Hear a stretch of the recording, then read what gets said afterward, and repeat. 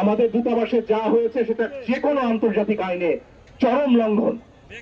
এই ধরনের কোন ঘটনার পুনরাবৃত্তি বাংলাদেশের মানুষ মুখ বুজে সহ্য করবে না। এই দেশে হিন্দু, মুসলমান, বৌদ্ধ, খ্রিস্টান আমরা সবাই বাংলাদেশের নাগরিক হিসেবে বাঁচতে চেয়েছি। পতিত স্বৈরাচার শেখ হাসিনা আর তার প্রতিপালক নরেন্দ্র মোদী সেটা চাননি। তার বিরুদ্ধে আমরা লড়াই করে আজকে মুক্ত হয়েছি এবং আমাদের এই স্বাধীনতা আমরা বজায় রাখবো। আন্তর্জাতিকভাবে ভিয়েনা কনভেনশন বলে একটা বিষয় আছে, দিল্লি যেন সেটা ভুলে না যায়। আমাদের দূতাবাসে যা হয়েছে সেটা যে কোনো আন্তর্জাতিক আইনে চরম লঙ্ঘন। এই ধরনের কোন ঘটনার পুনরাবৃত্তি বাংলাদেশের মানুষ মুখ বুজে সহ্য করবে না।